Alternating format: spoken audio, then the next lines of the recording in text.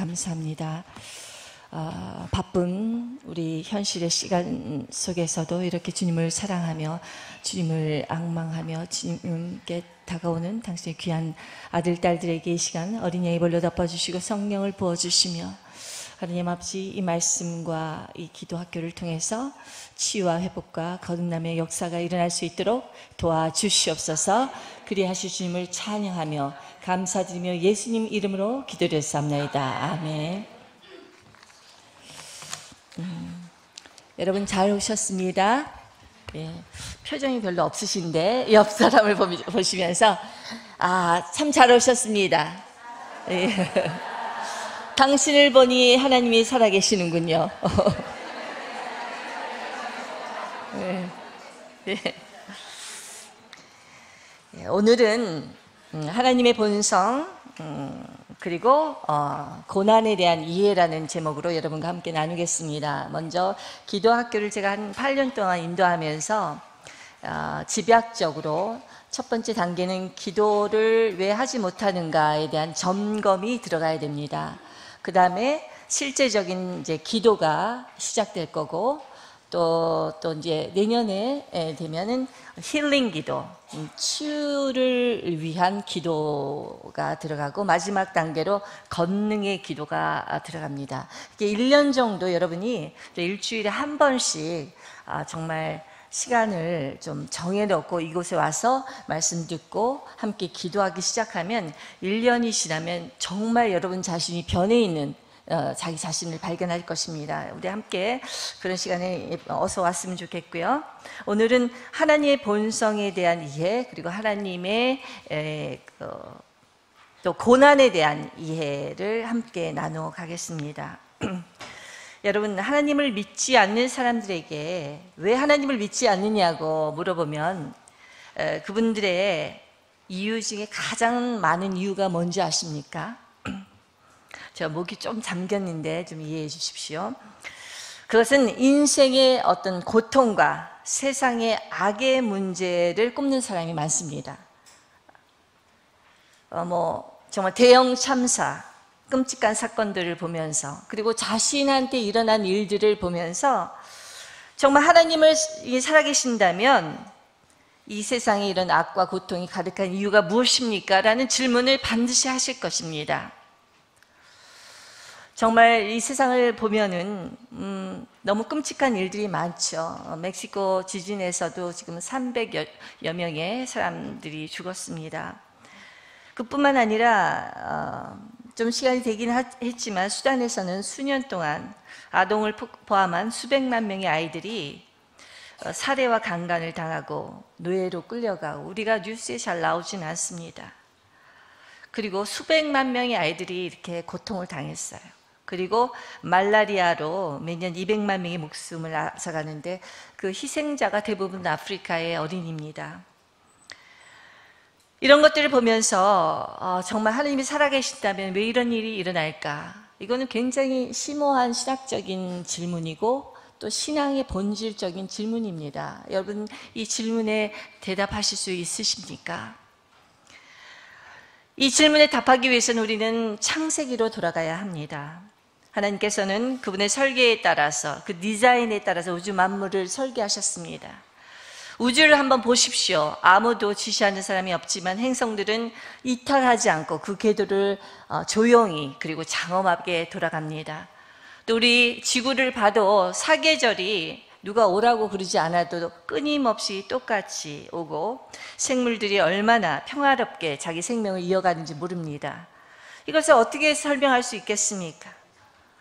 세팅하고 디자인한 사람이 없다면 이 일이 어떻게 가능할 수 있겠습니까?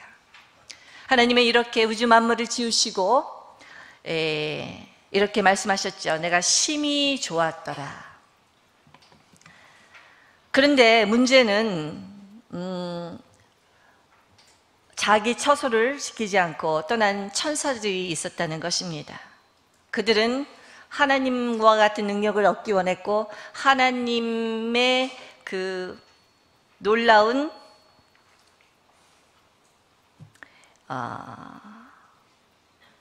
능력 그리고 그분과 같은 존재가 되길 원해서 원래는 천사는 우리를 섬기는 존재였는데 그 자리에서 이탈하기 시작해요. 중요합니다. 자리에서 이탈한다는 게 중요하죠. 이탈하면서 이들은 사단 마귀가 되었고 계급과 레벨에 따라서, 그리고 이 Dark Angel이라고 그러죠. 어둠의 천사들이 되었습니다. 이들이 결국은 이 악의 기원에 대해서는 성경에 나와 있지는 않습니다. 그런데 이 사탄 마귀들이 아담과 하와를 유혹해서 죄를 짓게 만들죠. 죄로 인해서 하나님과 단절된 인간은 이제 더 이상 하나님과 친밀한 교제를 에덴 동산에서 나눴는데 그것을 하지 못하게 되면서 영적인 생명을 점점 잃어갑니다. 우리가 하나님을 믿지 않았던 상태가 바로 이런 상태죠. 하나님의 영이 떠났기 때문에 하나님을 알 수도 교제할 수도 없는 상태였는데, 우리가 예수 그리스도의 은혜로 성령이 우리 안에 오기 시작하면서 하나님과 단절된 것들이, 그 담이 허물어지면서 하나님과 교제하기 시작하고 또 기도하기 시작하고 어떤 통로가 생겼다는 것이죠. 사실 우리 인간들은 하나님의 가장 큰 뜻은 하나님을 섬기고 하나님을 사랑하고 또 그분의 사랑을 듬뿍 받는 것입니다. 이것이 아담과 하와가 에덴 동산에서 누렸던 완벽한 삶이었죠. 그런데 사단의 유혹에 넘어가 죄를 짓게 되자 이 모든 것이 허물어졌습니다. 이것이 바로 우리 인생의 죄와 사망과 고통의 문제가 이때부터 시작된 것이죠. 여러분, 죄의 속성이란 무엇인 줄 아십니까? 하나님으로부터 독립하려는 것입니다. 그리고 나아가 하나님을 대적하는 것이죠. 마태복음 8장에 보면 예수님께서 가다랴 지방에 가셨는데 거기서 정말 귀신 들린 두 사람을 만납니다. 근데 그 두 사람은 딱 보자마자 예수님이 하나님의 아들이라는 것을 알았어요. 그리고 무릎 꿇고 하나님의 아들 예수여, 이렇게 말을 합니다. 그런데 그 다음 말이 참 묘합니다. 하나님의 아들 예수여, 우리가 당신과 무슨 상관이 있겠습니까? 이 뜻은 뭐냐면 당신과 난 상관이 없으니 떠나라, 상관하지 말라는 것입니다. 이 말을 들으면 좀 어디서 많이 들어본 말 아닙니까? 여기 사춘기 자녀를 두신 분들 좀 이해하시겠는데요. 이게 엄마와 무슨 상관이야. 상관하지 마세요. 아나타도 함께 나이 되셔. 이런 말 잘합니다. 그러나 우리가 사실 어린아이들이 하나님뿐만 아니라 우리 부모의 영향력에서 벗어날 때 그 아이의 인생에 정말 어두움이 깃들기 시작하죠. 본인은 모르지만 악에 노출이 되는 것입니다. 이와 마찬가지로 신앙적으로 하나님으로부터 독립하려는 시도는 악한 영들을 불러들이는 계기가 됩니다. 뭔가 나 혼자 해보려고 하는 순간 하나님 저리 가세요, 이렇게 말하는 순간 하나님은 인격적인 분이시기 때문에 가라 그러면 가십니다. 마귀는 가라 그래도 잘 안 떠나는데 하나님은 인격적인 분이기 때문에 상관하지 마세요. 그러면 예수님도 떠나신 것처럼 떠나십니다. 이렇게 타락한 죄성을 갖게 된 인간의 약점을 이용해서 사단은 쉬지 않고 악한 일을 도모합니다. 그 결과 인간에게 고통을 가져다 주는 것이 그들의 전공이 되었죠. 계속 연구합니다. 하나님이 자녀들에게까지도 우리에게 고난과 고통과 문제가 일어나는 것은 사실 우리는 그거에 대한 생각에, 그것을 벗어나려는 생각에 집착하지만 그들의 계략은 따로 있습니다. 이런 악한 일을 도모함으로 말미암아 결국은 하나님을 떠나게 하려는 것이 악한 영들의 계략이라는 것입니다. 또 하나는 인간의 고통의 원인 중에 하나가 다스리고 정복하라는 하나님으로부터 이양된 권위를 우리 인간이 남용하죠. 우리 자연을 정말 우리가 잘 보호해야 됩니다. 제가 일본에 와서도 보니까 너무 많은 쓰레기가 나오는 거예요. 제가 무슨 주문을 하면 두려울 정도입니다. 박스가 엄청나게 거창한데 제가 이제 이삿짐을 정리하면서 보니까 제가 박스를 갖다 버리는데 몇 번을 왔다 갔다 했는지 모릅니다. 사실 이 모든 것들이 이제 리사이클링 하는 것이 굉장히 중요한데요. 미국 같은 경우에는 모든 것 다 한꺼번에 버려버리죠. 그러면 쓰레기 배가 이 대서양이나 태평양을 떠돌다가 어떤 무인도에 버리고 간다고 합니다. 둘 데가 없어서 그런 것이죠. 그리고 이 세상을 편리하게 하기 위해서 많은 것들이 개발하는데 많은 부분 자연과 환경을 파괴시키게 됩니다. 그래서 자연재해와 인재로 인해서 인간들이 도리어 그 부메랑이 되어서 고통을 받게 되죠. 여러분이 잘 아는 온난화 현상은, 그리고 환경 오염은 100년 후에는 우리 지구가 어떻게 될까 염려스러울 정도라고 과학자들은 말하고 있습니다. 한 20년 내로 맨해튼이 잠긴다고 하죠. 그래서 지금 뉴욕에서는 그 지하철을 좀 그거를 방어하는 시설을 지금부터 시작하고 있다고 합니다. 하버드 대학은 비교적 보스턴 내륙에 있는데도 불구하고 한 2060년도 되면 다 잠긴다고 합니다. 이런 부분에 있어서는 일본의 도쿄湾같은 데도 이제 문제가 일어날 수 있죠.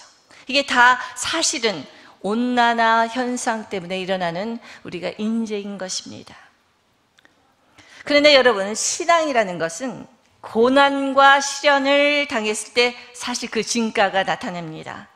하나님에 대한 올바른 지식, 경험을 가지고 그에 반응하는 믿음의 삶을 살았던 사람은 힘든 상황 속에서도 이겨낼 힘을 가질 수 있지만, 그렇지 못한 사람들은 고난과 시련의 폭풍우를 만나면 그나마 있었던 믿음조차 잃어버리고 말죠. 빅터 프랭클이라는 사람이 있습니다. 이 사람은 제2차 세계대전 때 유태인 수용소에서 아우슈비츠에 갇혔다가 생존한 사람입니다. 그가 수용소에 갇혔을 때 자기 사랑하는 부모님, 그리고 아내, 형제, 친구들 모두 다 죽었습니다. 그가 쓴 저서가 죽음의 수용소, Man's Search for Meaning이라는 책인데요. 빅터 프랭클이 절망에 빠졌을 때, 그 수용소에 있을 때 어떤 사람이 제수복을 가져다 주면서 그 안에다 쪽지를 넣었다고 합니다. 쪽지를 읽어보니 이런 쪽지 내용이었습니다. 신명기 6장 5절 말씀. 너는 마음을 다하고 뜻을 다하고 힘을 다하여 내 하나님 여호와를 사랑하라. 아나타와 고코로 츠쿠시 세신を尽くし力を尽くしてあなたの神主を愛さなければならない. 이 내용이 써 있었습니다. 이 구절을 보는 순간 빅터 프랭클은 정말 전심을 다해서 하나님을 사랑하는 마음으로 열심히 살아야겠다는 결심을 하게 되고 자기의 존엄성, 디그니티를 잃지 않기 위해서 노력합니다. 그것은 작은 일에서부터 시작되는데요. 하루 한 컵 정도의 물을 받는다고 합니다. 음료수로.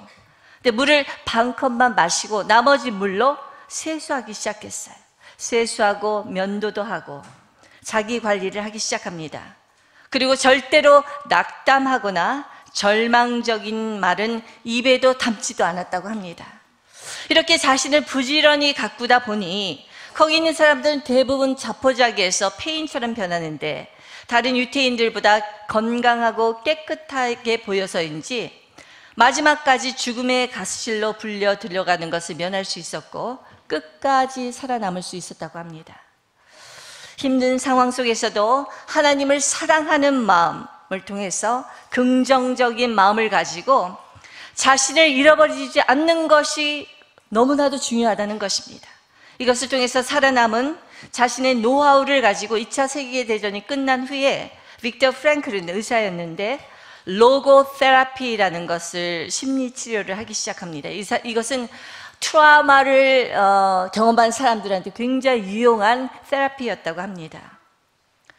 이 빅터 프랭클은 이런 얘기를 합니다. 비가 오면 작은 불은 꺼지지만 큰 불은 오히려 더 거세진다. 마찬가지로 약한 믿음은 고난과 재난 앞에서 약해지지만 강한 믿음은 고난 앞에서 더 강해진다. 아멘. 그렇습니다. 강한 믿음은 고난이 어떤 종류의 것이다 할지라도 더 거세지고 더 단단해지고 강건해진다는 것입니다. 이렇게 우리가 강한 믿음을 갖기 위해서는 도대체 하나님이 어떤 분이신가를 제대로 알아야 되겠죠. 이것이 하나님의 본성에 대한 이해입니다. 여러분, 하나님의 본성에 대한 것을 여러분 잘 아실 거예요. 1대1 양육을 통해서도 잘 배우셨을 거라고 믿습니다. 우리는 하나님의 사랑, 하나님 하면 떠오르는 말이 뭔가요? 사랑이죠. 공의, 선 같은 단어를 떠올릴 수 있을 것입니다.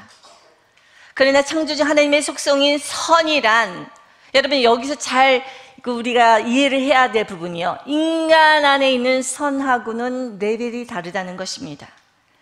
인간의 선이라는 것은 인과응보적인 것입니다. 이런 것을 심으면 반드시 이런 것이 나오고, 또 권선진학적인 선과는 다르다는 것입니다. 우리가 모든 스토리를 봤을 때 해피엔딩으로 끝나는 그 주류가 되는 것이 권선진학적인 사상 때문에 이루어지는 것이죠. 세상에 존재하는 선과 사랑을 뛰어넘어 존재하는 하나님의 절대적인 선, 조건 없는 사랑, 그 아가페의 사랑을 사실 우리 인간은 알 수도 경험할 수도 없을지 모릅니다. 이 사랑을 우리가 경험할 수 있는 것은 오로지 십자가에서 경험할 수 있죠. 나 같은 버림받을 죄인을 흠없는 죄 없는 예수 그리스도가 십자가에서 대신 죽음으로 말미암아 내가 살았다는 그 이유, 여러분 정말 이해하실 수 있습니까? 여러분, 하나님의 선과 사랑을 잘 대변해주는 그 예화가 복음서에는 몇 가지 나오는데요, 그 중에 하나가 탕자 이야기입니다. 여러분, 탕자의 비유는 여러분 잘 아시리라 믿습니다. 탕자는 그 하나님의 본성에 대해서 잘 이해하는 스토리입니다. 현대에도 그렇지만 2000년 전에 아버지가 번연히 살아있는데 유산을 내놓으라고 하는 자식은 페류나였을 것입니다. 그런데 이 아버지는 이 페류나적인 아들의 요구에 별로 저항하지 않고 가산을 내어줍니다. 그리고 탕자는 아버지를 떠나죠. 자리를 이탈합니다. 그리고 먼 나라에 가서 유황과 쾌락을 위해서 가산을 다 탕진해 버립니다. 우리 재산이 저 몇 대 못 간다는 얘기가 있죠. 빈털터리가 되었습니다. 주변에 돌아보니 돈이 있을 때는 친구도 많았는데 돈이 없으니까 친구도 하나 없습니다. 그제야 이 아들은 아버지 집에 가서 조금이라도 얻어먹기 위해서 돌아옵니다. 그런데 놀랍게도 아버지는 멀찍이서 보이는 그 아들의 모습만 보고도 알아보고 뛰어나가서 아들을 껴안게 됩니다. 그리고 나서 저는 너무 놀라운 것은요, 그 이후에 어디에도, 누가복음 어디에도 이 아버지가 야, 너 해도 좀 너무하지 않니? 이게 책망하는 내용이 전혀 없습니다. 훈계했다는 내용도 없습니다. 책망과 훈계는 고사하고 사람들을 불러 송아지를 잡아서 잔치를 벌립니다. 그리고 새 옷을 입히고 새 반지까지 줍니다. 이 인장이라는 것은 반지를 통해서 이게 도장을 찍었는데, 소위 지금 시대에 말하자면 크레딧 카드를 주는 거예요. 무한대에 쓸 수 있는 크레딧 카드를 주는 겁니다. 여러분, 가산을 그렇게 탕진하고 아직도 회개했는지 안 했는지 모르는 그 아들을 향해서 여러분 크레딧 카드를 또 내밀 수 있습니까? 이 부분은 여러분 좀 힘들 거예요. 검증한 다음에 줘야지.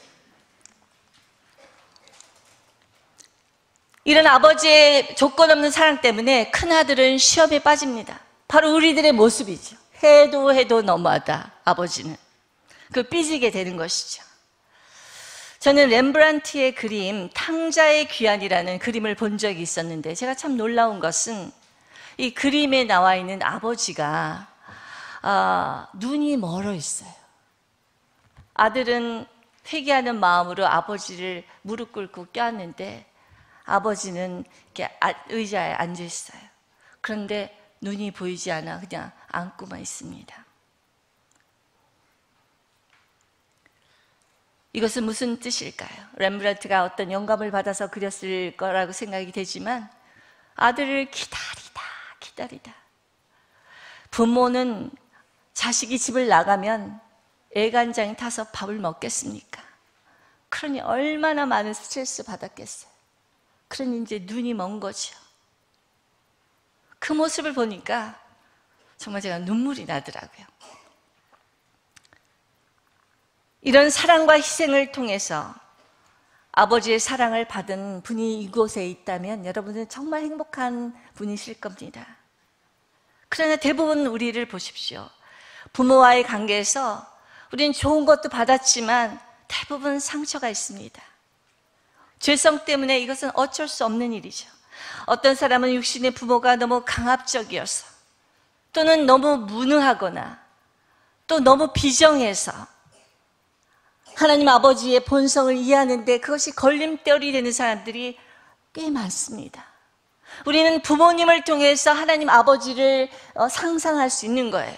근데 그 부모님이 이런 분이라면 걸림돌이 되는 것이죠.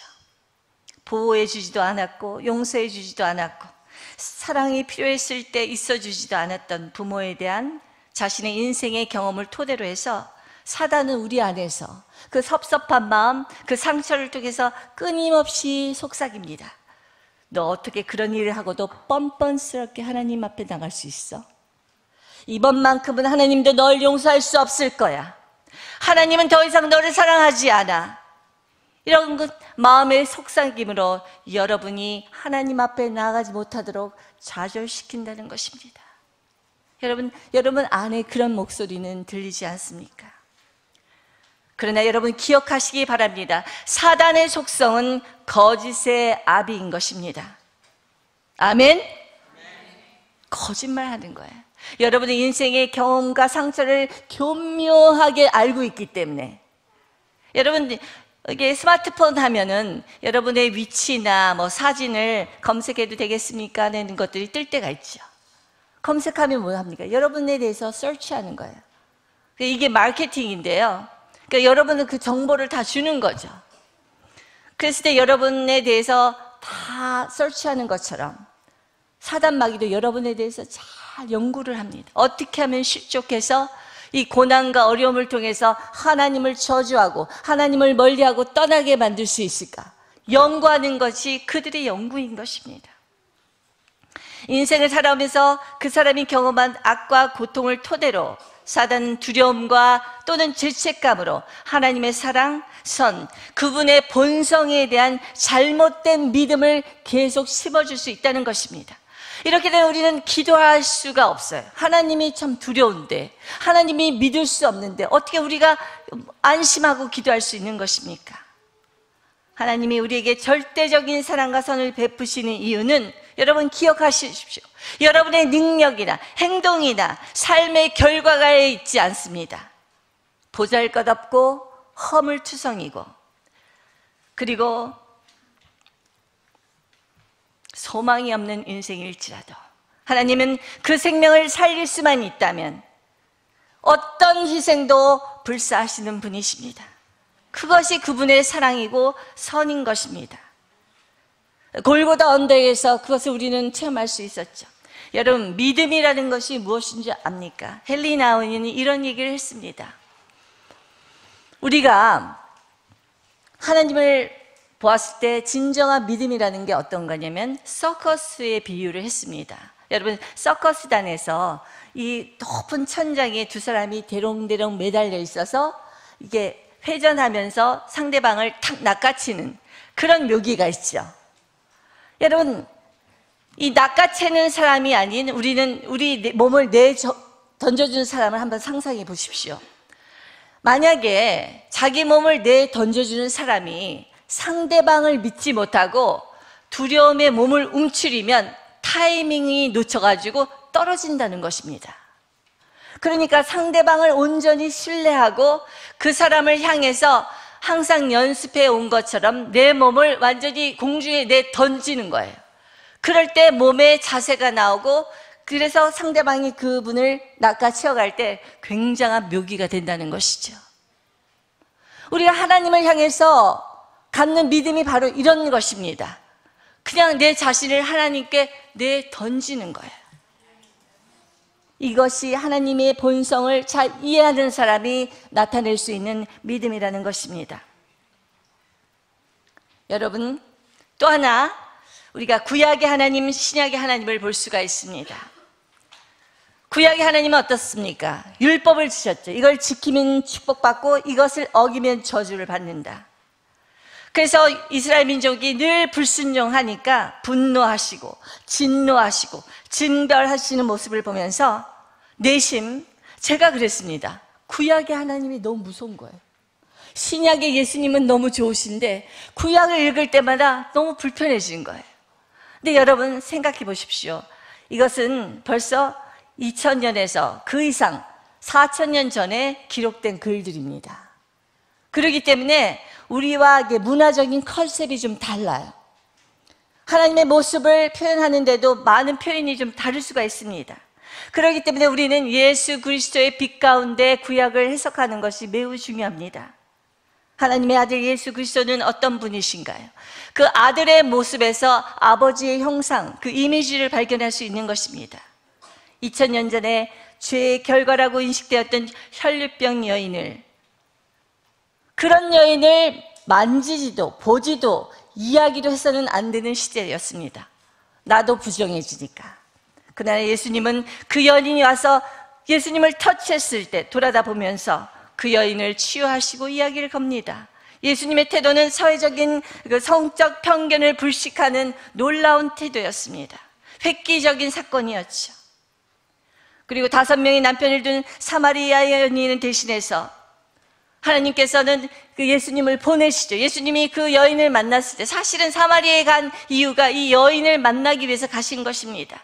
아무도 만나기 싫어하고 또 거절하니까 사람들이 쉬는 그 유대 땅에 떼약볕이 내리치는 그 정오에 물을 길러 가는 것이죠. 여러분, 여름에 떼약볕 밑에 다니는 게 얼마나 고통스러운지 여러분, 일본에서 여름을 지내신 분은 아실 것입니다. 근데 이 여인이 떼약볕에도 물통을 쥐고 가는 거예요. 선언할 때는 사람들을 만나기 때문에. 그런 예수님을 만나서 그에게 복음을 전하고 하나님의 사랑을 전하는 예수님의 모습을 한번 상상해 보신 적이 있습니까? 또한 가운데 많은 전장에서 끌려 나온 여인을 모두가 돈을 던지는데 예수님이 몸으로 막으십니다. 죄가 없는 자들이 이 여인을 치라. 그 예수님의 모습에서 하나님께 나오는 자는 어떠한 모습이라도 어떤 죄를 지었을지라도 조건 없이 받아주시는, 그래서 온전한 치유와 회복과 구원을 베푸시는 예수님의 모습을 여러분 상상해 보시기 바랍니다. 이것이 아들 예수가 아버지의 성품, 본성을 잘 나타내주고 있는 예화인 것입니다. 여러분, 기막힌 실수를 했습니까? 괜찮습니다. 기막힌 일을 당했습니까? 괜찮습니다. 예수님은 그런 여러분을 위해서 지금도 하늘 보좌 우편에서 여러분을 위해서 변호를 하고 계시는 예수님이십니다. 세 번째로 하나님의 본성에 대한 잘못된 이해가 있는데요. 많은 사람들이 고난을 당했을 때 하나님이 살아계신다면 어떻게 이런 일이 내게 일어날 수 있을까? 이런 얘기를 가장 먼저 합니다. 하나님은 나를 사랑하시지 않나 봐. 여러분, 그 고난과 어려움은 하나님이 친히 내리시는 게 아닙니다. 악한 영들은 우리의 스트레스, 고난, 문제를 통해서 마음이 힘들어지고 믿음이 흔들릴 때 틈을 타고 들어와서 자신이 만약 하나님인 것처럼 가장해서 불안과 두려움을 조장하고 하나님의 본성에 대한 의구심과 불신의 씨앗을 우리 마음에 마구 뿌려놓습니다. 우리 안에 하나님의 본성에 대한 의심, 의구심이 점점 자라기 시작하면 이제는 그 거짓 믿음이 자라기 시작하는 것이죠. 가라지가 무성해질 때 사단은 그들의 본거지인 지옥으로 그 영혼을 끌고 가는 것입니다. 하나님을 믿지 못하고 그리고 교회에 나오지만 믿음이 성장되지 않는 사람들에게 물어보십시오. 반드시 하나님의 본성에 대한 오해와 의구심이 있습니다. 그러므로 우리는 하나님의 본성에 대한 올바른 이해를 가지고 지식을 가지고 하나님의 빛의 역사와 어둠의 역사를 분별해야 되는 것입니다. 오늘 말씀 야고보서 1장 13절에서 17절 말씀을 한번 읽어보겠습니다. 시작.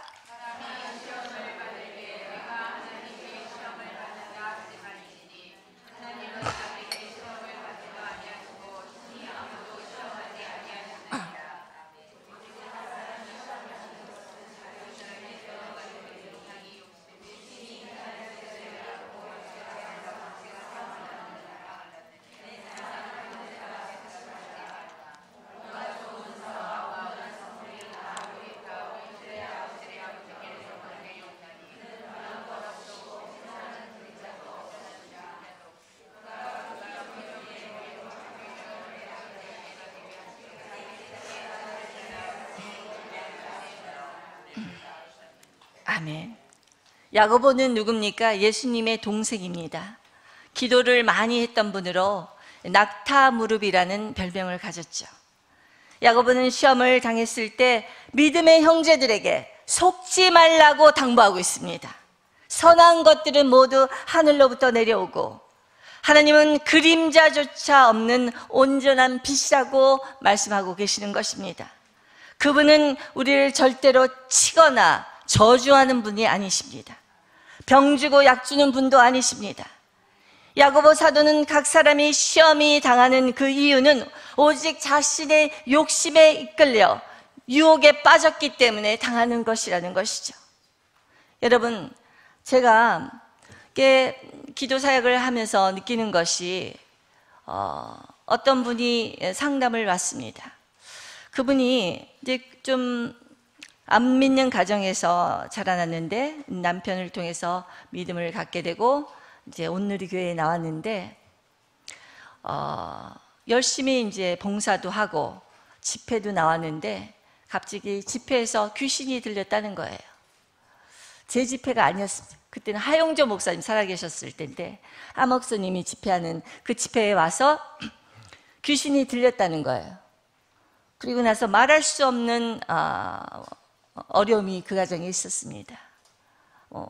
굉장히 음악을 미국에서 줄리아드까지 나오신 분인데 음악도 하지 못하고 운동 생활을 하면서 지금도 지금 많이 좋아졌는데 참 어려움이 있었습니다. 제가 중보기도도 많이 하고 좋은 예배 장소도 많이 데리고 다녔지만 제가 느꼈던 것이 뭐냐면은 그분은, 그 가족들은 아니 집회에 왔는데 귀신 들렸다니 책임져라 하는 느낌이었어요.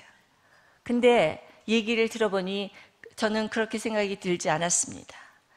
원래 이분 안에 어둠이 엄청났어요. 상처도 많았고 어둠이 있었는데 집회는 무엇입니까? 성령의 은혜로 말미암아 빛이 임하는 곳이에요. 빛이 임하니 내 안에 있는 어둠이 드러나기 시작했던 것이죠.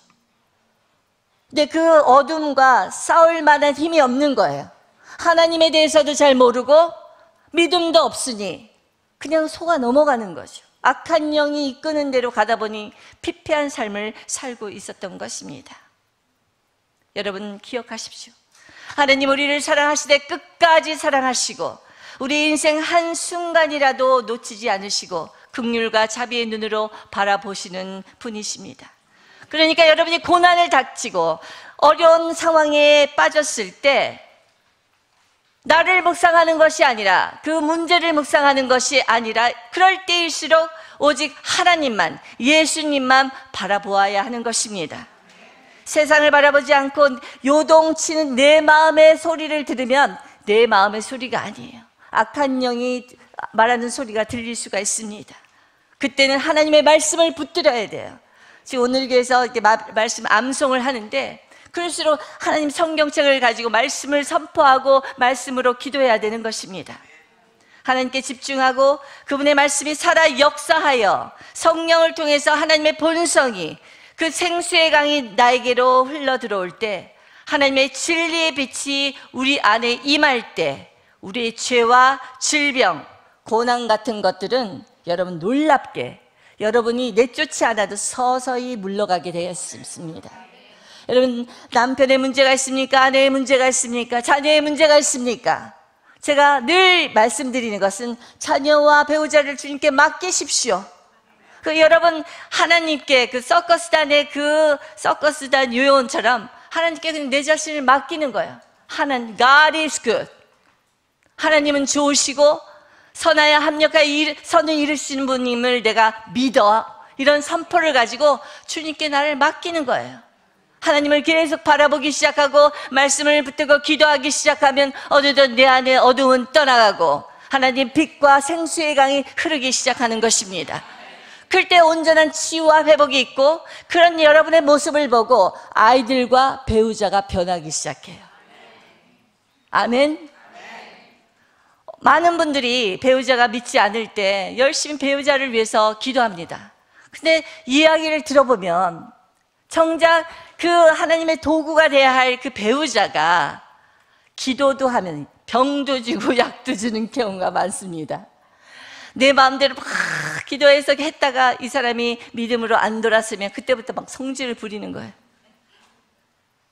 그러니까 나중에 어떤 분이 고백합니다. 내가 남편이 믿음의 길로 못 오게 한 가장 큰 이유가 내 자신이었다. 내가 가로막고 있었다. 그러니까 중요한 것은 우리 자신만 바뀌면 됩니다. 우리 집 가훈이 뭐냐면요, 너나 잘하세요. 그래서 우리가 이제 뭐 교회를 하다 보면 누구 얘기를 하게 되잖아요. 약간 부정적인 말로 탁 나오면요, 우리 남편하고 저는 너나 잘하세요. 가훈을 상기시킵니다. 그러면 아무 얘기도 못해요. 그 나만 잘하면 되지. 할렐루야. 우리 잠깐 이 시간 기도하겠습니다.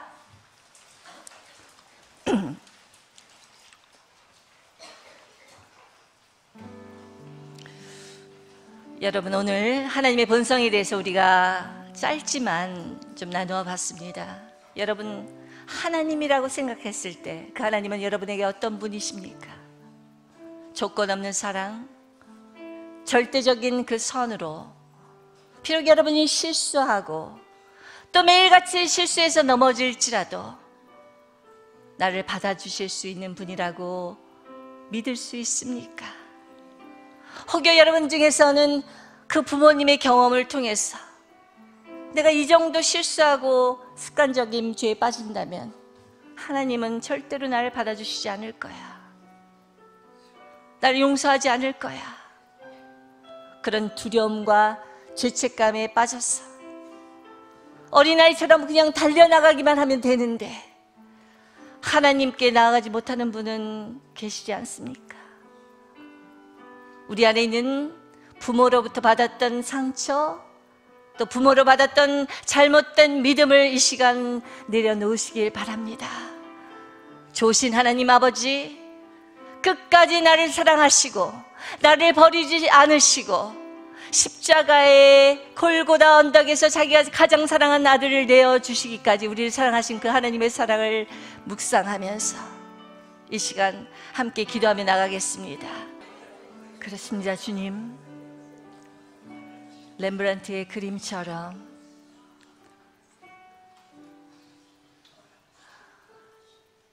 모든 가산을 다 당신하고 방탕의 길에서 돌아온 아들을 껴안으며 그 눈먼 그 아버지의 그 사랑, 우리가 아버지를 사랑한다고 하면서도 우리가 주님의 사랑을 의심하고 우리 자신을 온전히 맡기지 못했던 우리의 모습을 보게 하시니 감사합니다. 우리가 어떤 모습을 가지고 어떤 죄악을 지었을지라도 우리 있는 모습 그대로 사랑하시고 용납하시고 받아주시는 그 하나님의 사랑의 그 크기와 높이와 넓이와 깊이를 우리가 깨달을 수 있도록 도와주시옵소서. 시간 성령을 통해서, 성령의 기름 부으심을 통해서 하나님의 그 놀라우신 사랑이 폭포수처럼 흘러들어갈 수 있도록 축복하여 주시옵소서. 사랑은 모든 두려움을 이길 수 있다고 말씀하셨사오니 하나님, 주님의 놀라우신 그 사랑으로 모든 것을 넉넉히 이기고 승리할 수 있는 한 사람 한 사람 될 수 있도록 은혜 내려 주시옵소서. 그리하시 주님을 찬양하며 감사드리며 예수님 이름으로 기도드렸사옵나이다. 아멘.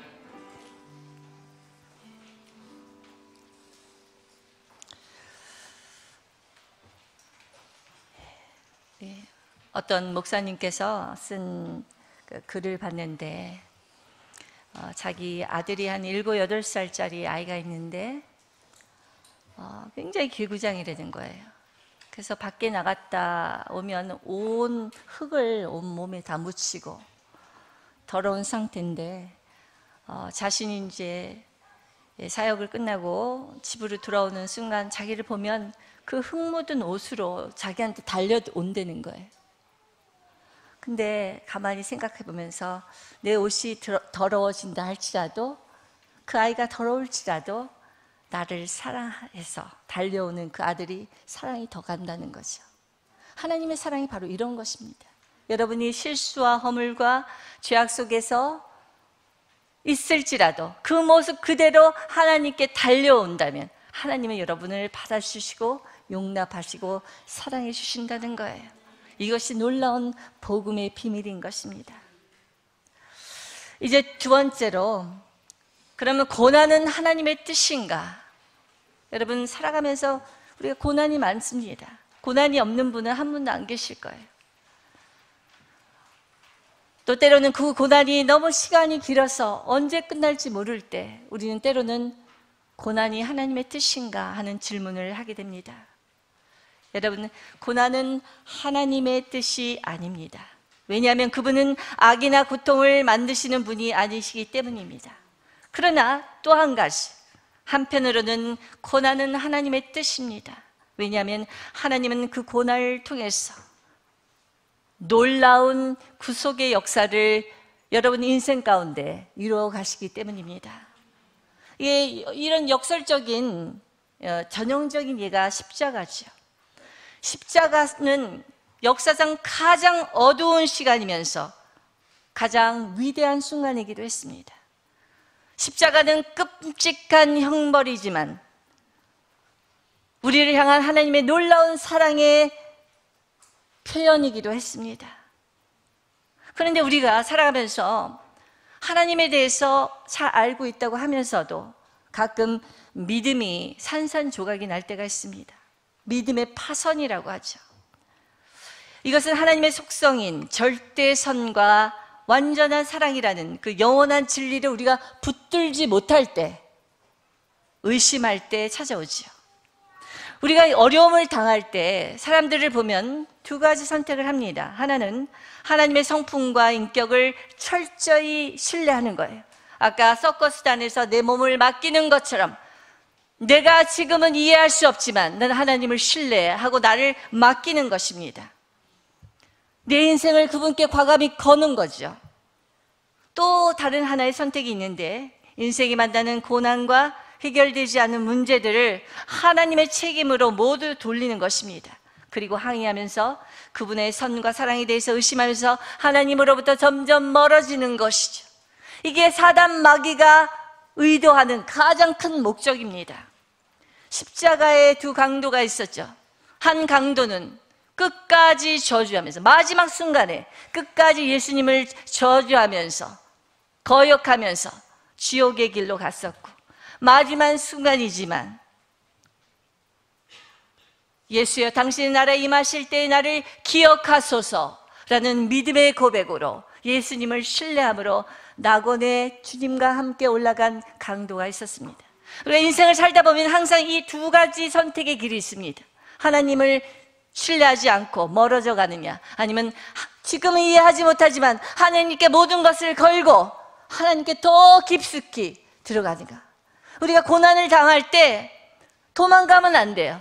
하나님 품으로 더 깊숙이 그 품에 들어가야 되는 것입니다.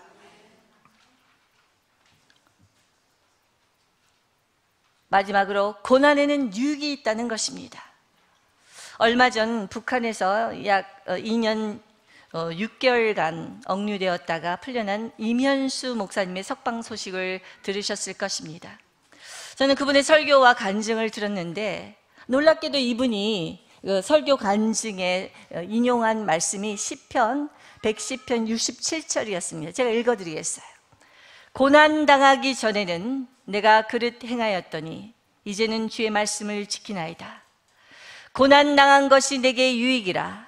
이로 말미암아 내가 주의 율례를 배우게 되었나이다. 2년 7개월 동안 그 모진 고문과 그리고 고역 속에 지냈던 분이 고난은 나의 유익이라고 간증하고 있는 것입니다. 이면수 목사님께서는 믿는 우리들은 고난을 통하여 하나님께서 합력하여 선을 이루실 거라는 것을 반드시 믿어야 한다고 말씀하셨습니다. 그동안 말로 다 할 수 없는 고생을 했지만 그것은 자신의 신앙에 큰 유익이었고 또 하나의 축복이었다는 고백을 했습니다. 그래서 믿음의 선배들은 고난은 예배와 성찬과 함께 제3의 성례라고 했어요. 예배와 성찬 여러분 아시죠? 그와 마찬가지로 고난도 제3의 성례라고 말씀을 하시는 것입니다. 이 고난을 교훈을 가지고 자신의 남은 생애를 이제는 그 이면수 목사님이 고백하는 말씀인데요, 극상품의 열매를 맺으라고 주시는 그 고난의 선물을 생각하면 너무 감사하고, 북한에서 자신을 괴롭혔던 그 모든 사람들이 고맙고 또 그들을 예수 그리스도의 이름으로 용서할 수 있었다고 합니다. 왜냐하면 그들은 나를 연단시키기 위한 도구로 사용되었기 때문이죠.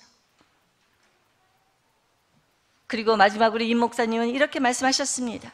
자신이 지난 30년간 캐나다의 토론토의 큰빛교회에서 심우하셨는데 30년간의 목회보다도 지난 2년 6개월 9일 동안의 고난의 시간이 더 많은 것을 배울 수 있었다고 고백하셨습니다.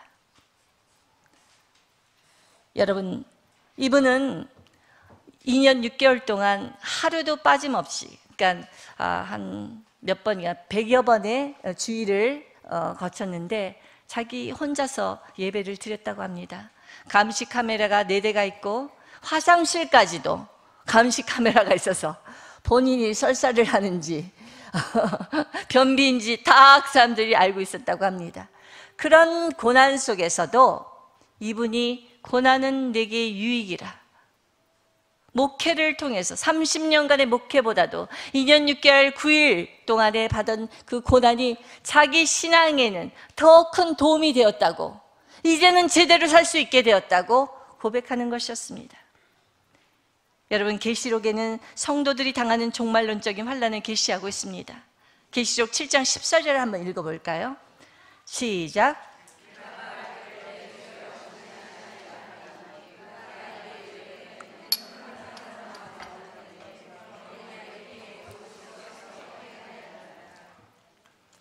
초대교회에서는 우리가 상상할 수 없는 환난이 있었습니다. 그냥 순교당하고 끌려가 죽고 하는 일이 비일비재였죠. 그런데 그 엄청난 환난을 겪을 때마다 하나님의 성도들은 어린 양의 피로 더욱 정결하고 성결하며 거룩해진다고 말씀하시는 것입니다. 여러분이 이런 고난을 왜 허용하시는지 우리는 정확히 알 수 없지만 분명한 사실은 고난이라는 어두운 시간을, 그 터널을 통과할 때 우리에게 성결과 거룩의 흰 옷이 준비된다는 것입니다. 여러분, 잘 나가고 형통할 때 우리는 성결해지지 않습니다. 고난을 만날 때 우리는 겸손해지고 성결해질 수 있는 것입니다. 고난을 경험하기 전까지는 우리는 너무나도 이기적이죠. 다른 사람의, 내가 감기 들면 다른 사람의 암보다 더 심각하게 여겨지지 않습니까? 우리는 고난을 통해서 천국 시민이 되는 준비를 하는 것입니다. 천국의 삶에 익숙해지기 위해서 사랑하는 법을 배우고 용서하는 법을 배우고 섬기는 법을 훈련하고 배워가는 것입니다. 이것이 바로 흰 옷 입은, 흰 옷을 준비한 하나님의 잔치에 참여할 수 있는 성도의 준비 단계에 있는 것입니다. 여러분, 고난을 안 받으려고 하니까 문제가 되는 것이지, 고난은 당연한 것, 성도의 필수라고 생각한다면 넉넉히 이길 수 있는 것입니다. 아멘.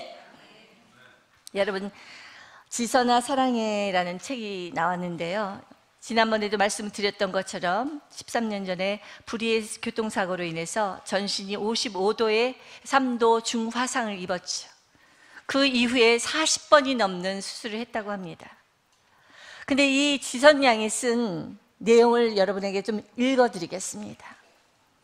책 내용인데요. 부끄럽게도 처음이자 마지막으로 죽으려고 했습니다. 얼마나 다쳤는지도 모르고 의식조차 왔다 갔다 할 때였는데 어떻게 그런 못된 생각을 했는지 모릅니다. 손은 묶여있는 듯 움직이지 않아서 어찌어찌해서 산소 호흡기가 목을 눌러 산소가 들어오지 못하게 해보려고 했지만 마음대로 되지 않았습니다. 몸에 무언가 줄이 달려있기에 그것을 뽑으면 죽을까 싶어서 발가락으로 당겨 빼었습니다. 그런데 알고 보니 겨우 소변을 받아내는 줄이었습니다. 돌아보면 헛웃음도 나오고 나라는 사람이 별것 아니라는 사실을 깨닫게 해주는 기억입니다. 이 모든 시도가 실패하자 저는 속으로 노래를 부르기 시작했습니다. 하나님께로 더 가까이 갑니다.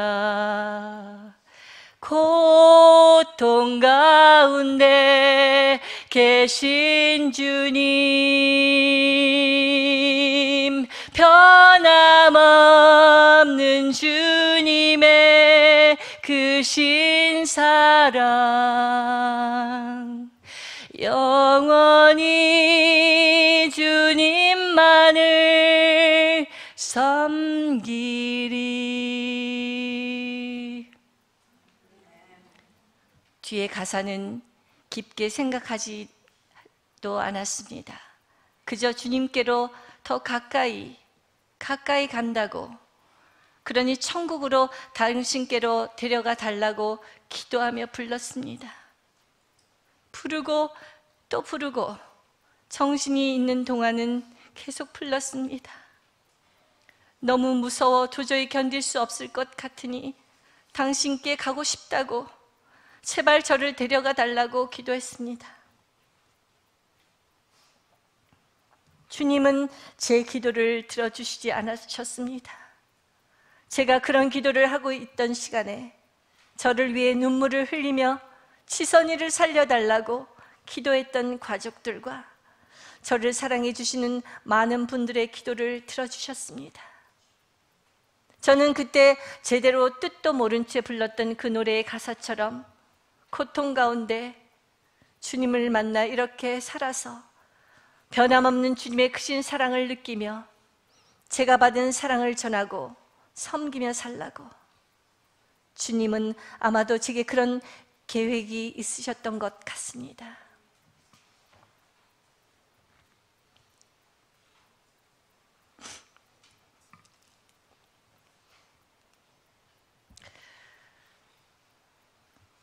이런 의미에서 고난은 하나님의 주관하에 있다고 할 수 있습니다. 고난을 통해서 하나님의 숨은 뜻이 이루어지기 시작하죠.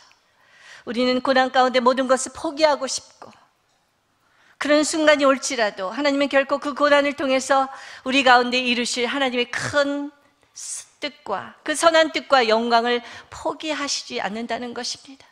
여러분이 여러분 자신을 포기할지라도 하나님은 여러분 자신을 포기하시지 않는다는 사실을 기억하시기 바랍니다. 최종적인 것은 하나님께 있습니다.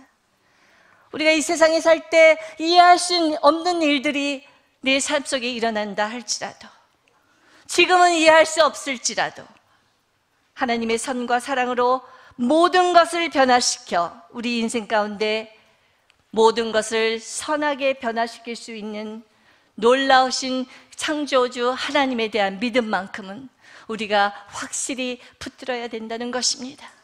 여러분에게 어떤 고난이 있습니까? 저에게도 고난이 있습니다. 언제 이것을 들어주실까?